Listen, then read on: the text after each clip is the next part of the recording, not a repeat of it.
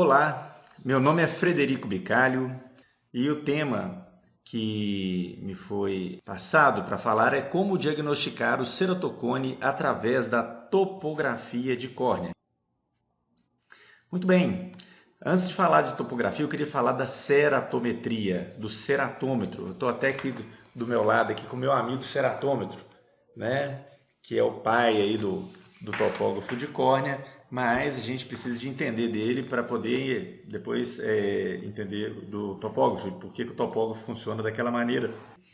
O ceratômetro, então, ele gera essas imagens na córnea que nós vamos colocá-las no foco e alinhadas para poder aí conseguir obter a curvatura. Então, a ceratometria vai dar um dado quantitativo, vai me dar a curvatura da córnea, vai me dar números, né?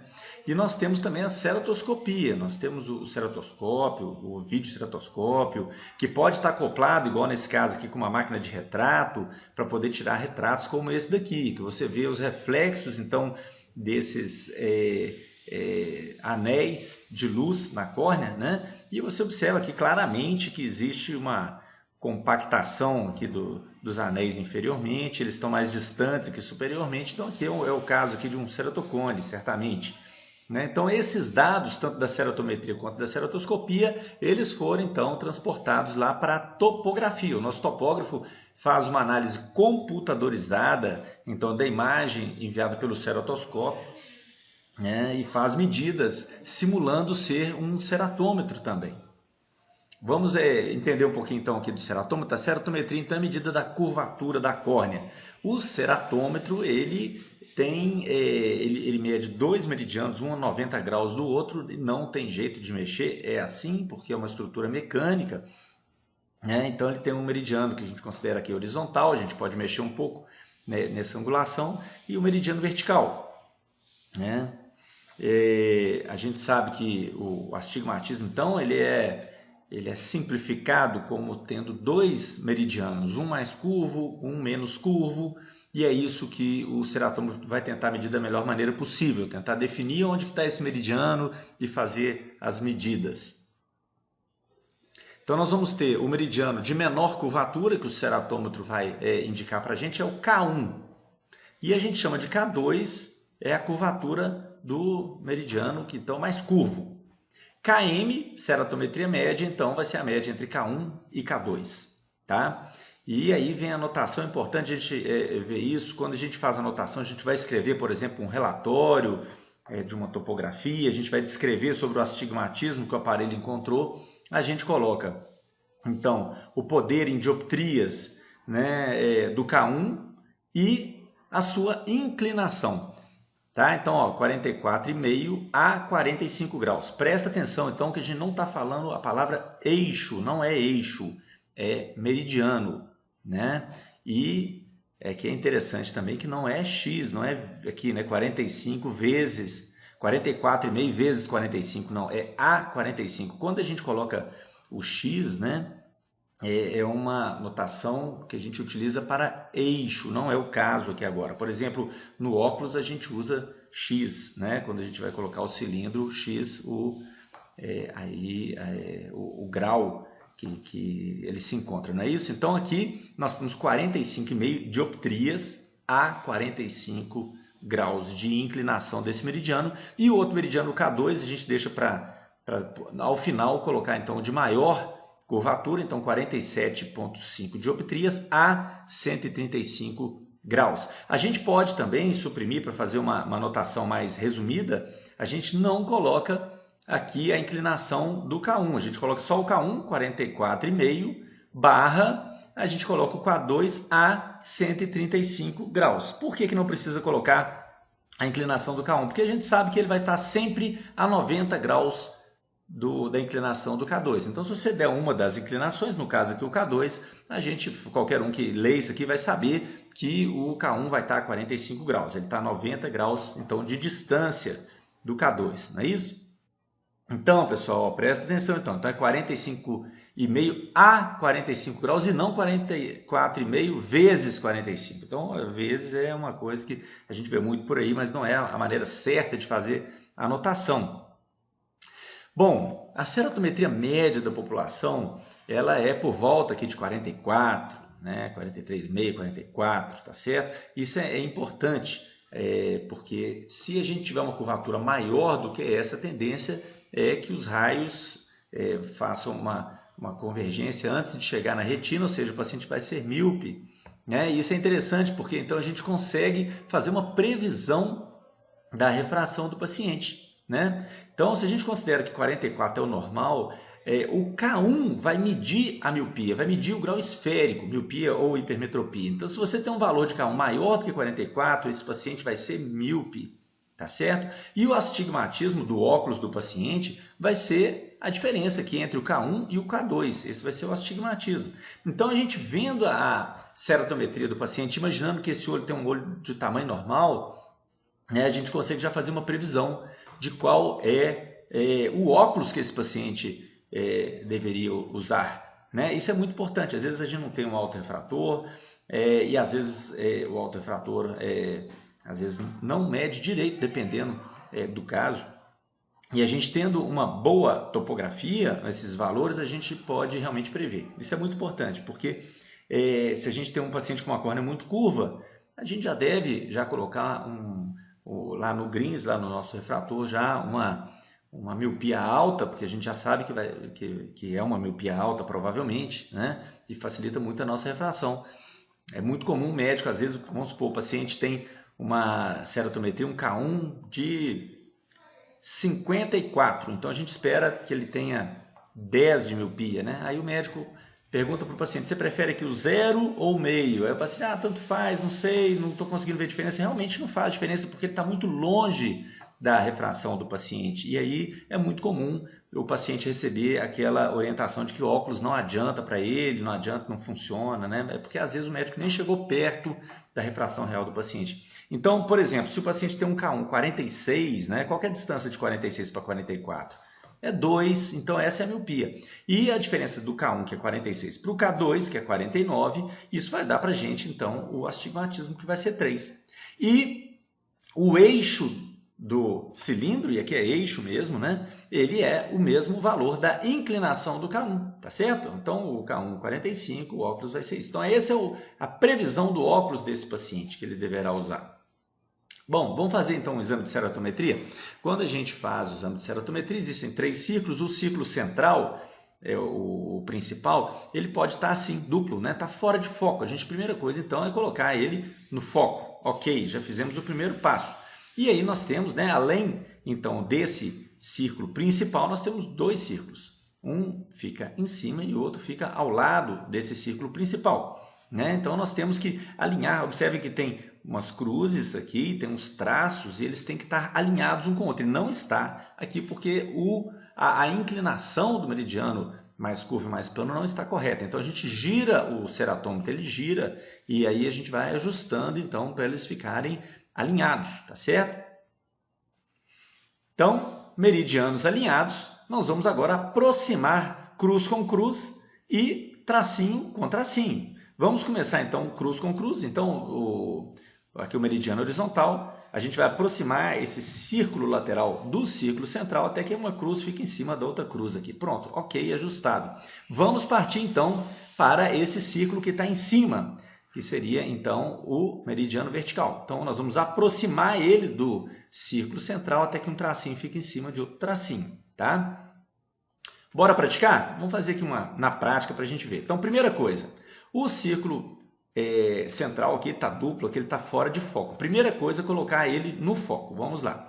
Então a gente vai adiantar o ceratômetro, colocar ele para frente e para trás para que fique no foco. Então olha lá, opa, pronto, está no foco já, tá? No caso aqui, as cruzinhas estão alinhadas, os tracinhos estão alinhados, né? Nos resta então girar os tambores do meridiano horizontal e vertical para a gente aproximar então os círculos e justapor as cruzes e os tracinhos. Então primeiro vamos justapor o meridiano horizontal. Aqui nós temos essas 2 cruzinhas, aqui vai girando o tambor horizontal e aí esse círculo se aproximou do círculo central e as cruzinhas agora estão uma sobre a outra. Ok, é isso mesmo. Agora no vertical, mesma coisa, vamos girar aqui o tambor vertical, que está aqui à direita, e nesse ponto o círculo vai se aproximar então do círculo central, e um tracinho fica em cima do tracinho.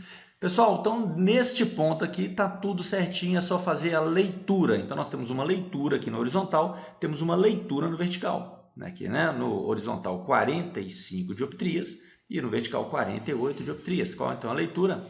45 dioptrias a 180, 48 a 90.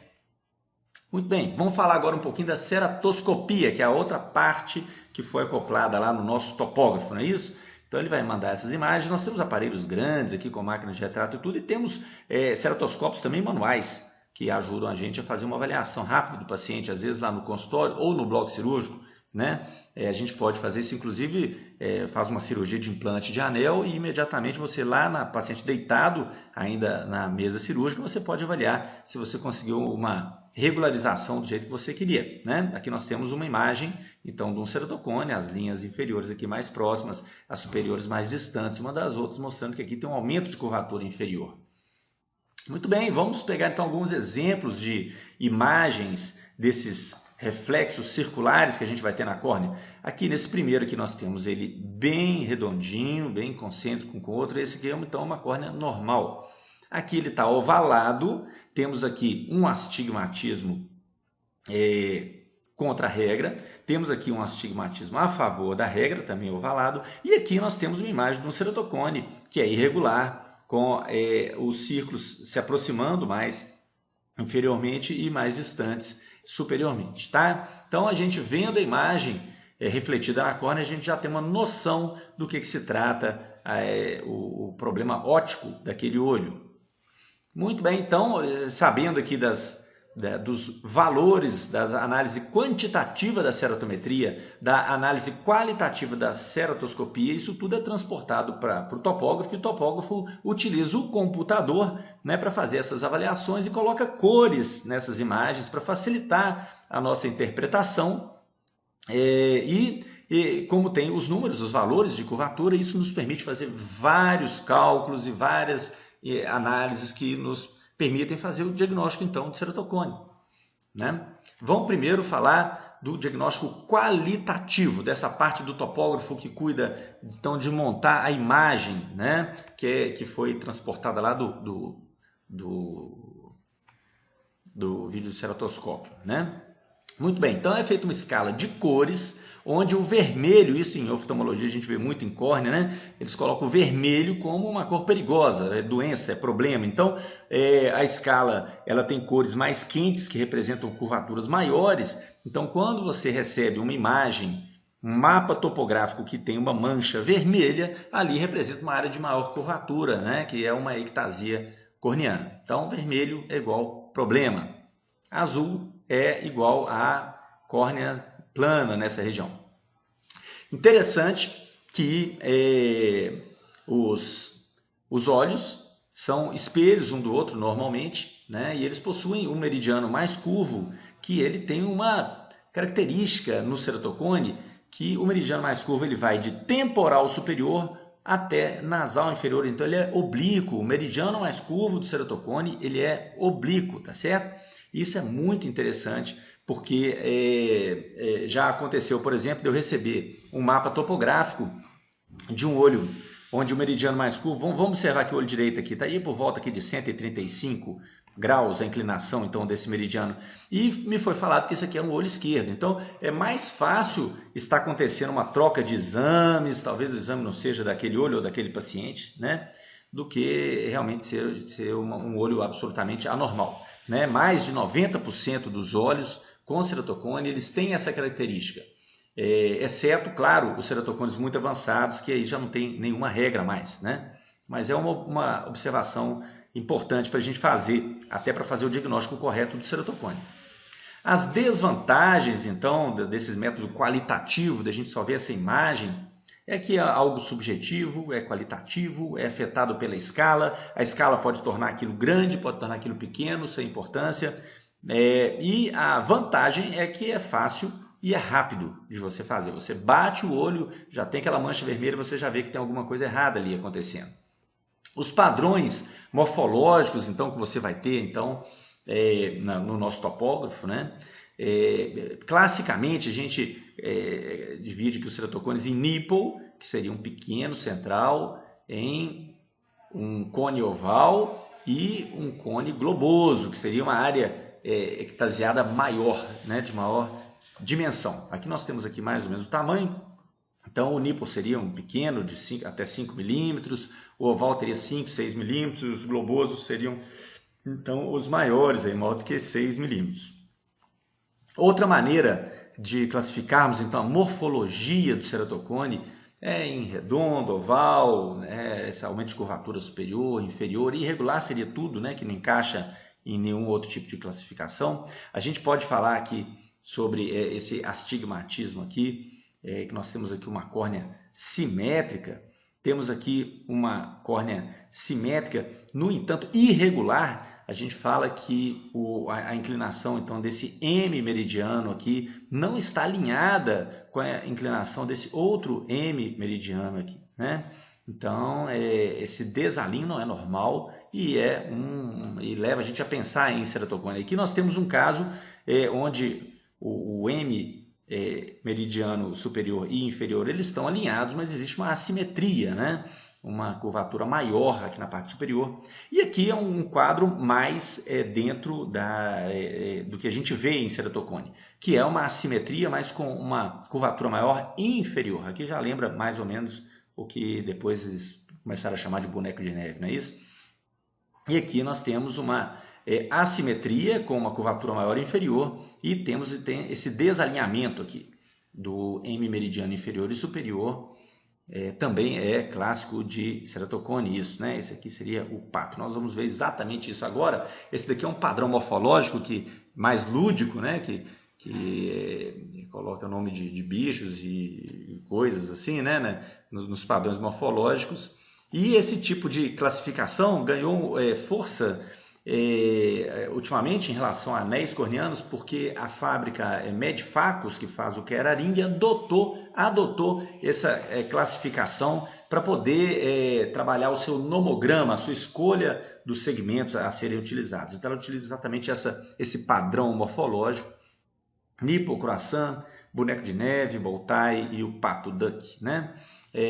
Então quem trabalhou nisso recentemente e ajudou então a Medfacus a criar o nomograma dele foi esse trabalho do Luiz Fernando Vegas, lá da Espanha, junto com o seu orientador José Alfonso, que trabalha há muito tempo com a ANEEL, trabalhando um pouco mais sobre esse tipo de classificação morfológica do croissant, né? E parece mesmo um pouquinho, né, gente? Olha lá, vamos ver o pato, o boneco de neve, o bow tie e o mamilo, o nipple.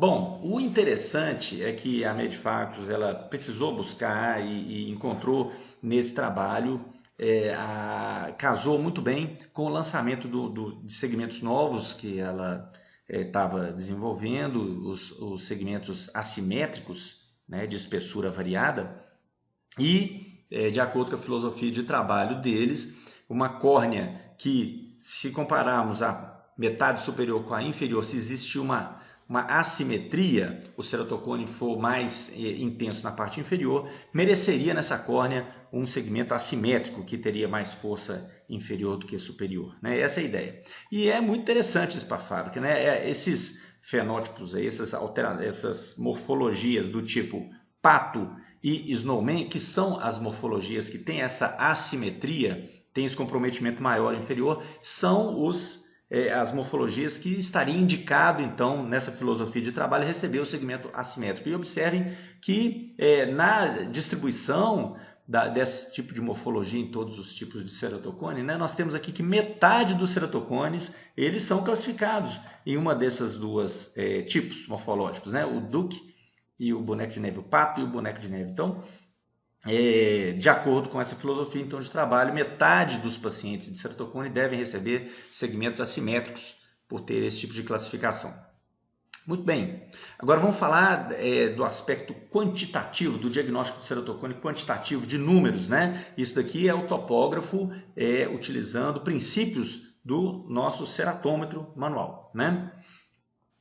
Então, dados cerotométricos, existe um aplanamento do centro para a periferia da córnea. A córnea ela é asférica, né? Ela é mais curva no centro, menos curva na periferia, e esse aplanamento ele acontece de 2 a 4 dioptrias. O lado nasal um pouco mais plano que o temporal, curvatura central fica entre 41 e 44, na média aí 43, a córnea central 43,5, 44. Cada olho é imagem em espelho do olho contralateral, como vocês podem observar aí na imagem abaixo, né? Esses são os valores normais de olho normal, não nós estamos falando aqui de ceratocone. Muito bem, então, observando esses valores, a gente pode fazer, e jogando com esses valores, somando e escolhendo em qual parte da córnea nós vamos captar essas curvaturas, etc. A gente tem uma infinidade de índices que a gente pode trabalhar. A gente tem a ceratometria simulada, que é exatamente a gente utilizar o topógrafo para simular a medida feita pelo ceratômetro manual, né? Ou seja, vai fazer uma medida de curvatura ali da região central da córnea, mais ou menos 3,2, vai depender de qual que é a fábrica do ceratômetro, né? Se é Bausch & Lomb, se é Topcon, cada um mede numa área X, mas é por volta aí de 3 e alguma coisa, tá certo? Todos eles, né?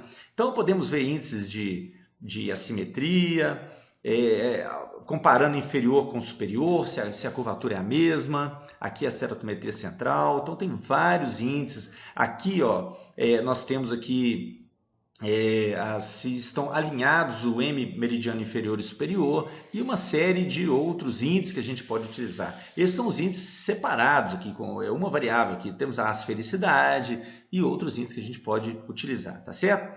E nós temos aqui na parte de baixo desse slide são sistemas multivariáveis, ou seja, aí soma uma coisa com outra. Por exemplo, aqui o KISS, aqui, né, você vai avaliar a córnea central, a curvatura central, ceratometria simulada, a diferença inferior-superior, o alinhamento dos meridianos, etc. Então, isso já faz cálculos mais complexos para obter índices, né, para avaliar se o paciente tem ceratocone ou não tem ceratocone. Nós vamos ver alguma coisa a respeito disso, né? Justamente a aula de hoje é para a gente ver quais são essas opções que a gente tem para fazer o diagnóstico do ceratocone utilizando o topógrafo.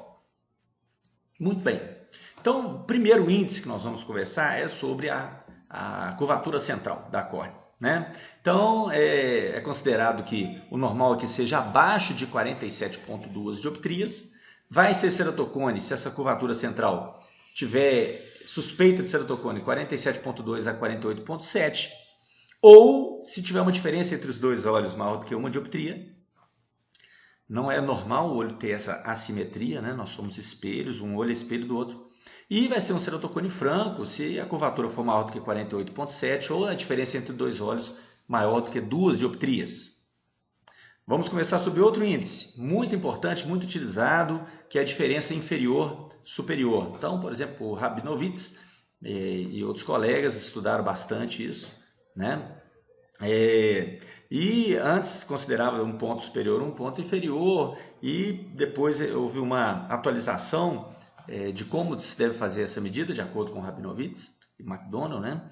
Que ele considera que uma boa medida inferior-superior seria tomar 5 pontos na córnea superior, elas têm que ficar separados 30 graus um do outro, tá certo? Isso num círculo de 3 milímetros de raio, então você vai fazer um círculo de 3 milímetros de raio e pegar 5 pontos na córnea superior, vou pegar 5 pontos na córnea inferior, e aí você vai tirar a média de uma e outra, e aí vai fazer a avaliação se existe diferença entre essas médias da curvatura superior e inferior. Tá? Se for menor do que 1,4 está normal, entre 1,4 e 1,9 é suspeito de ceratocone, mais do que 1,9 é ceratocone franco. É interessante chamar a atenção que num ceratocone nipple bastante central, a córnea pode ser bastante curva, se não ter dúvida que é ceratocone, mas não ter essa diferença inferior-superior, porque o ceratocone mais tradicional ele é deslocado inferior ou inferotemporal. Então isso alteraria esse índice, né? Não é o caso do ceratocone central. Então aqui seria um falso negativo, não pegaria um ceratocone central, se a gente considerar esse índice. Aqui nós temos então um desenho, né? Nós temos aqui ó, esse círculo pequeno aqui é de 2 milímetros de raio. Esse daqui, ó, a gente consegue ver a escala aqui embaixo é de 4, então entre um e outro tem essa linha aqui mais escura, que é exatamente o círculo de 3 milímetros, tá certo? Então temos aqui 5 medidas na córnea superior, 5 medidas na córnea inferior, vai ser retirada a média da curvatura nesses pontos e vamos ver, comparar a média das medidas inferiores com a média das medidas superiores. Aqui, certamente, nesse caso aqui, vai ter uma diferença gritante, porque vocês observem que realmente, né, a mancha vermelha, né, a parte ectasiada inferior aqui é muito mais evidente do que a superior, né? Então, índice de Rabinowitz, McDonald, diferença entre a média de 5 pontos superiores e 5 pontos inferiores em um círculo de 3 milímetros de raio, cada ponto distante 30 graus um do outro. Bom, vamos falar de outro índice. Pessoal, estamos falando aqui de índices, de números que o topógrafo pode te dar e você pode utilizar esses números para fazer diagnóstico de ceratocone, tá? Já vimos alguns aqui, mais um, que é o valor Q, que é a asfericidade, tá? Ela, por exemplo, se você medir no Pentacam, aí nós já estamos até utilizando um outro aparelho, mas cada aparelho mede de uma determinada forma, pode ser numa área medida por grau, pode ser por milímetro, a gente tem que conversar a mesma língua. Por exemplo, se você pegar um Pentacam com 30 graus de área avaliada, o normal seria que o valor Q em córneas que não tem ceratocone seja menos 0,23, podendo variar um pouco para cima ou para baixo, e vai ter suspeita de ceratocone se for mais negativo do que isso, tá? Então é mais um índice aí para poder fazer diagnóstico de ceratocone.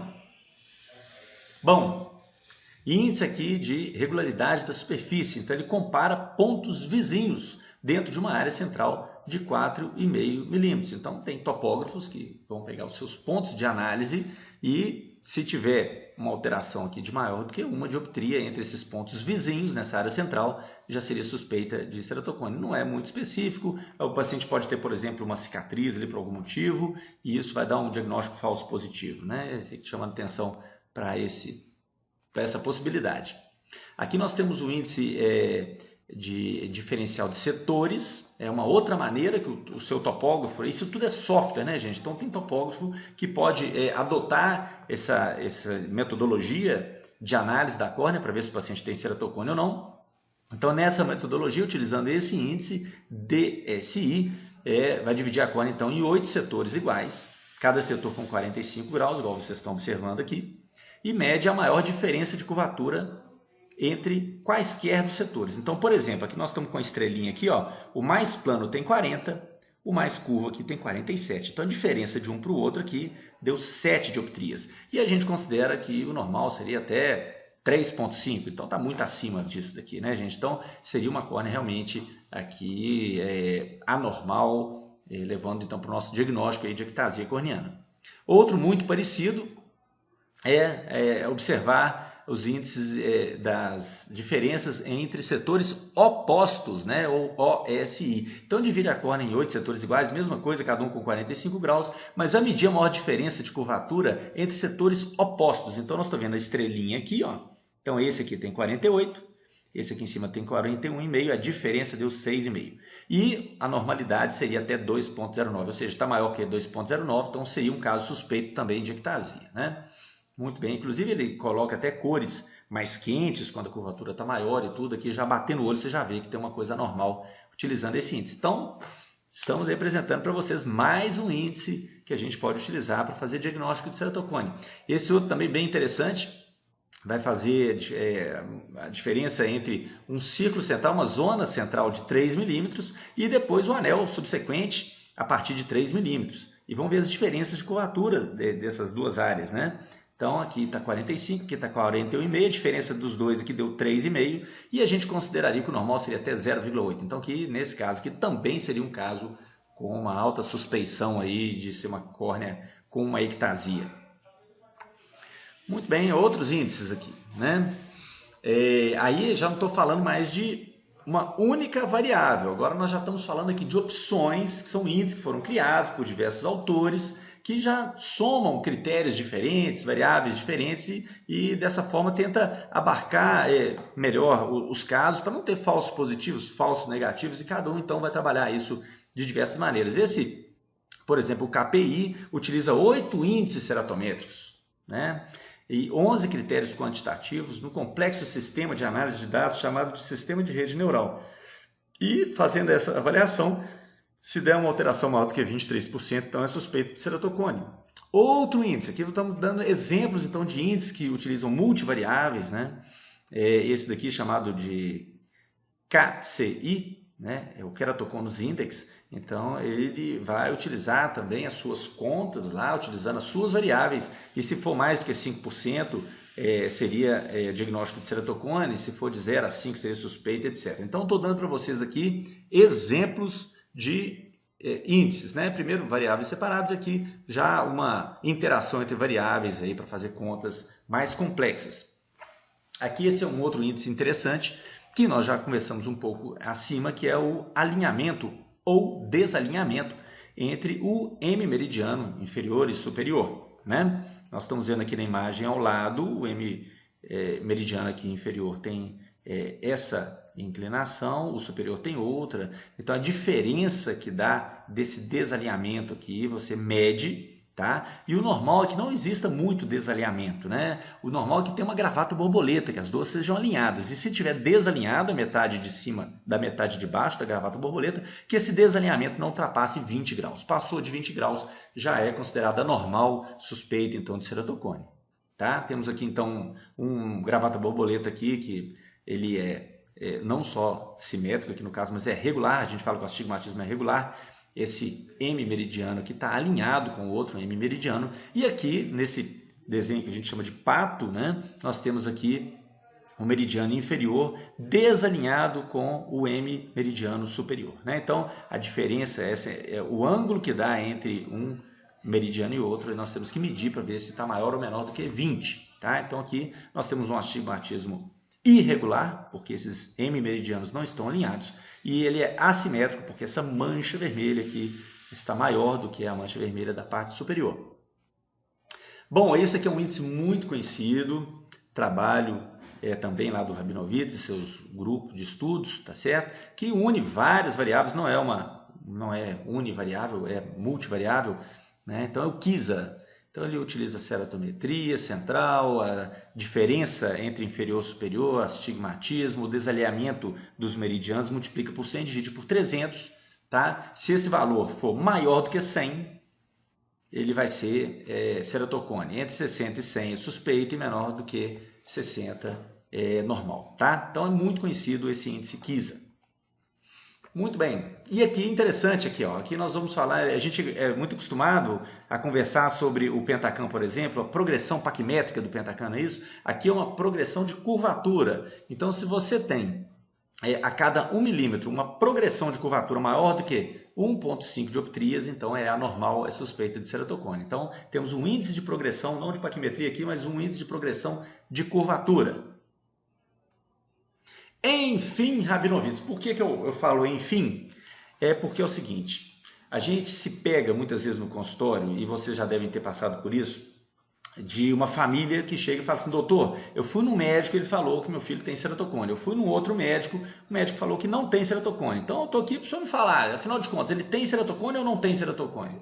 Né? Eu já me vi nessa situação algumas vezes. E eu nunca fiquei confortável de falar coisas do tipo, olha, para mim ele tem ceratocone. Olha, para mim, no meu entender, na minha experiência, no meu conhecimento, ele não tem ceratocone. Então, assim, eu acho que é complicado a gente colocar aqui para mim, né? Para mim, né? Meio complicado isso. Então, eu prefiro utilizar, então, algum índice que esteja publicado, que seja conhecido, né, ostensivo, todo mundo sabe que ele existe, e eu sempre falo, eu escolhi algum índice, eu acho que o Rabinovitz é um índice fácil de mexer, por isso que eu deixei ele para a gente discutir um pouco mais aqui, e dando a sugestão para os senhores aí, talvez adotarem esse índice, e quando alguém te perguntar se o filho deles tem ceratocone ou não, você fala assim, olha, de acordo com os critérios de Rabinovitz, tem ceratocone. De acordo com os critérios de Rabinovitz, não tem ceratocone. Você tira um pouco da responsabilidade sobre para mim tem ou para mim não tem, né? E a gente utiliza então um critério conhecido, publicado e que é mais fácil de conversar, tá certo? Então vamos lá, o que Rabinovitz fez? Rabinovitz e McDonald, então em 1989, então ele lançou esses critérios aí, falando que você tem que ter um desses 3 critérios para dar o diagnóstico de ceratocone. Ou a curvatura central maior do que 47, tá? Tem alguns topógrafos que dão para a gente essa curvatura central. Os que não dão, você pode pegar o mouse e colocar lá no centro do seu mapa topográfico, e aí o topógrafo ele dá, né, a curvatura pontual, vai te dar aquela curvatura exatamente ali no centro.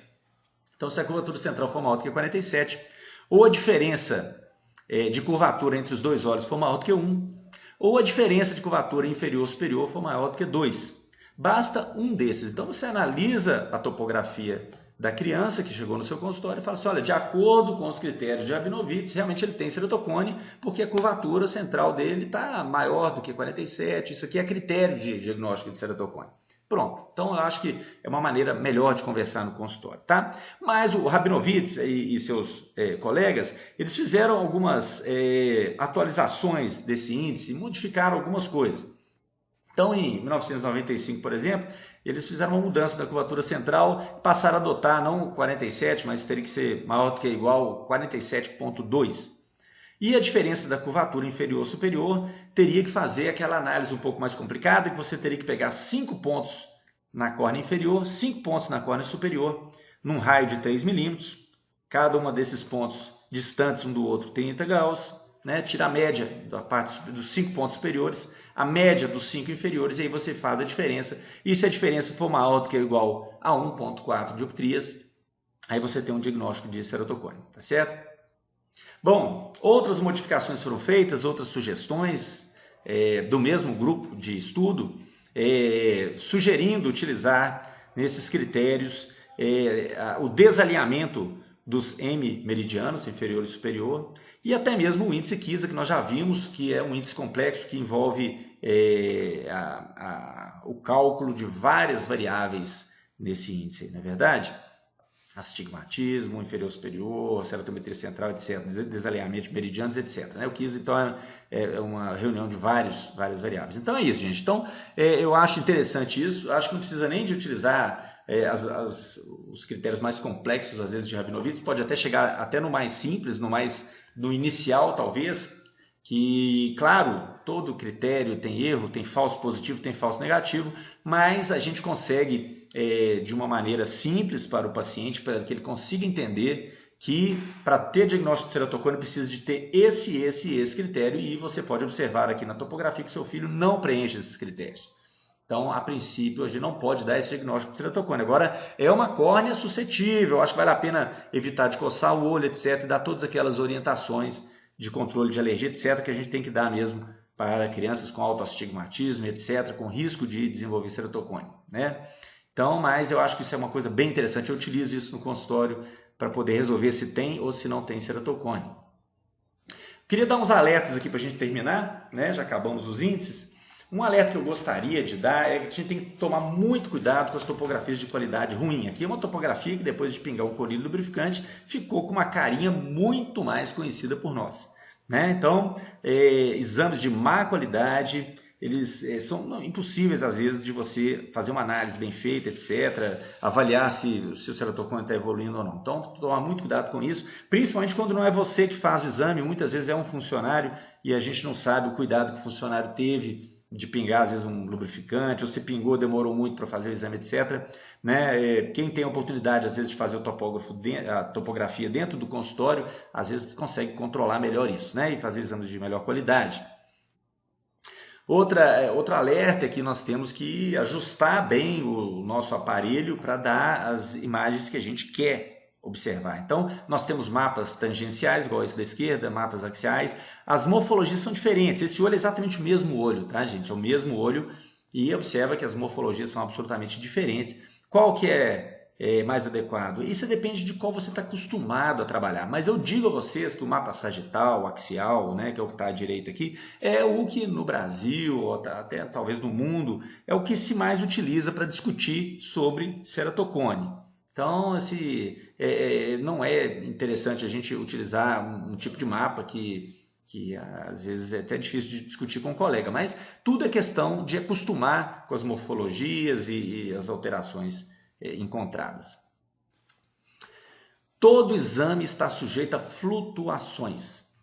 paciente pode dormir em cima do olho, coçar e etc. Então, muitas vezes o paciente chega no seu consultório, você faz a topografia, está bem diferente do exame anterior, mas ele pode ter dormido, e por azar, naquele dia ele dormiu em cima do olho, ou ele teve uma coceira no olho e o olho se deformou, e se você esperar alguns dias, às vezes volta ao que era antes, ou que é o padrão mais normal para aquele paciente. Então, a gente não deve assustar, às vezes, com um exame que está diferente do anterior. Vale a pena repetir exame para confirmar alterações antes de indicar, por exemplo, uma cirurgia. Muito comum a indicação, às vezes, de crosslinking, porque houve um aumento de curvatura, e no exame seguinte, se o paciente por acaso não fez crosslink por algum motivo, teve que viajar, sei lá, voltou numa consulta subsequente, e não é raro a gente assustar, porque a gente faz um exame e a curvatura está menor do que o anterior, e aí já nem tem indicação mais de fazer o crosslinking. Então, essas flutuações produzem dois tipos de erro. Um é no diagnóstico de ectasia em progressão, falar que o ceratocone está progredindo ou não está progredindo. E outra é um erro observar uma redução de curvatura no pós-operatório. Muitas vezes existe uma flutuação e quando o paciente chega num pico de curvatura, você indica o crosslinking e é natural que a próxima medida dê mais baixa, porque existe uma flutuação e você fez a indicação da cirurgia quando chegou num pico. Então é provável que a próxima medida dê mais baixa do que aquela e você pode ter uma falsa ilusão de que o crosslink aplanou a córnea daquele paciente. Para deixar as coisas mais claras, eu vou colocar exemplo de um paciente aqui que fez topografias mensais. A cada mês uma topografia, que nós estamos pegando apenas o K2 do paciente, que varia meio, 50, meio para baixo, meio para cima, e vai variando mais ou menos isso daqui. Tá? Você vendo essas várias análises, você consegue observar que o paciente está mais ou menos estável. A curvatura dele aumenta ou diminui, mas está mantendo um certo padrão, está mantendo uma horizontalidade aí, não é verdade? Apesar dessas flutuações aí que nós estamos observando. Agora, se a gente não tem tantas medidas, a gente corre o risco de errar. Vamos imaginar que esse paciente, ele não foi no médico todo mês, ele foi lá, aqui estão as medidas, está vendo? Várias flutuações. Vamos imaginar que ele foi lá a cada 5 meses apenas. Então, você tem menos medidas. Então, isso pode assustar mais um pouco, porque, olha, ele deu azar de, nesse mês 15, ele ter pegado uma medida mais baixa do que o normal para ele, mais baixa do que a média. É flutuação, mas ele pegou uma baixa. E o próximo dia de consulta dele, ele, por azar, pegou uma alta, pegou um pico de curvatura dentro dessa flutuação. Vamos voltar a ver como é que era antes. Ele pegou essa aqui, que era uma baixa, e por azar dele, se na consulta seguinte ele tivesse aqui, o médico não iria assustar. Se tivesse aqui, o médico não iria assustar. Mas para azar dele, ele pegou um pico lá em cima. Então ele saiu de uma medida numa consulta que estava um valor muito baixo e na consulta seguinte um valor muito alto. Então, o que deu aqui uma diferença? Em 5 meses deu uma diferença de 1,5 dioptrias. Quem é que não vai indicar crosslinking? A maioria dos autores que eu vejo, colegas, 1,5 de aumento de curvatura em 5 meses é algo que normalmente se faz a indicação de um crosslinking. Agora, igual eu falei para vocês, como você fez a indicação da cirurgia num pico, é de se imaginar que a próxima medida vai dar mais baixa, porque a tendência é a gente caminhar para um valor mais perto do médio. A gente chama isso aqui, a tendência ao valor medido regredir para próximo de um valor médio. Então, ele estava num pico, ele vai voltar para baixo. Qual vai ser a interpretação do médico? O crosslink aplanou a córnea do paciente. Na verdade, é porque ele fez a indicação do procedimento num pico e é de se esperar que a próxima medida vai ser mais baixa nessa flutuação e a gente fica com essa falsa ilusão de que o crosslink aplanou a córnea do paciente. Então, é uma das explicações porque em alguns trabalhos a gente vê falando que o crosslink aplana, etc.